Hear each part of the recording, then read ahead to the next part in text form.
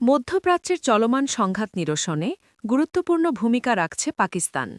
দেশটির পররাষ্ট্রমন্ত্রী ইসহাক দার জানিয়েছেন, পাকিস্তান যুক্তরাষ্ট্র ও ইরানের মধ্যে বার্তা আদান-প্রদানের মাধ্যমে মধ্যস্থতাকারী হিসেবে কাজ করছে। বৃহস্পতিবার ২৬ মার্চ আল জাজিরার এক প্রতিবেদনে এ তথ্য জানানো হয়েছে। সামাজিক যোগাযোগ মাধ্যম এক্সে এক পোস্টে তিনি বলেন, সরাসরি কোনো আলোচনা না হলেও পাকিস্তানের মাধ্যমে দুই দেশের মধ্যে পরোক্ষ যোগাযোগ চলছে। এই প্রক্রিয়ার অংশ হিসেবে যুক্তরাষ্ট্র ১৫ দফার একটি প্রস্তাব দিয়েছে, যা বর্তমানে ইরান পর্যালোচনা করছে।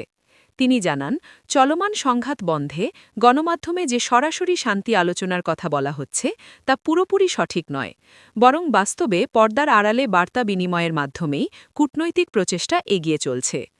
পাকিস্তান এই অঞ্চলে শান্তি প্রতিষ্ঠায় প্রতিশ্রুতিবদ্ধ বলে উল্লেখ করে তিনি বলেন, সংলাপ ও কূটনীতিই একমাত্র পথ। এদিকে মধ্যপ্রাচ্যে চলমান সংঘাতের মধ্যেও হরমুজ প্রণালী নিয়ে স্বস্তির খবর এসেছে বাংলাদেশের জন্য। ইরান জানিয়েছে, বাংলাদেশ সহ কয়েকটি বন্ধুপ্রতিম দেশের জাহাজকে নিরাপদে চলাচলের সুযোগ দেয়া হবে। এতে বৈশ্বিক জ্বালানি সংকটের মধ্যেও বাংলাদেশের জন্য গুরুত্বপূর্ণ সরবরাহে কিছুটা স্বস্তি আসতে পারে। খবর এনডিটিভির। মূলত হরমুজ প্রণালীকে কেন্দ্র করে বৈশ্বিক জ্বালানি সরবরাহে বড় ধাক্কা লেগেছে।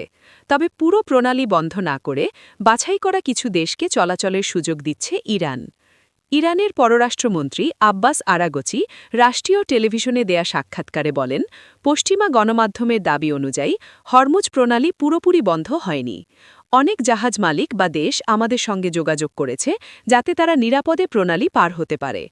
যেসব দেশকে আমরা বন্ধু মনে করি বা বিশেষ কারণে অনুমতি দিই, তাদের জন্য আমাদের সশস্ত্র বাহিনী নিরাপদ চলাচলের ব্যবস্থা করছে।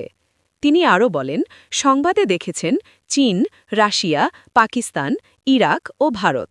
কয়েকদিন আগে ভারতের ২টি জাহাজ পার হয়েছে। আরও কিছু দেশ, এমনকি বাংলাদেশও, যারা আমাদের সঙ্গে সমন্বয় করেছে। ভবিষ্যতেও যুদ্ধের পরেও এটি অব্যাহত থাকবে। আরাগচি জানিয়েছেন, যেসব দেশকে ইরান প্রতিপক্ষ হিসেবে দেখে বা চলমান সংঘাতে জড়িত বলে মনে করে, তাদের জাহাজ এই প্রণালী দিয়ে যেতে পারবে না।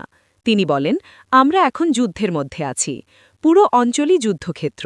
আমাদের শত্রু ও তাদের মিত্রদের জাহাজ চলাচলের কোনো কারণ নেই, তবে অন্যদের জন্য এটি খোলা থাকবে।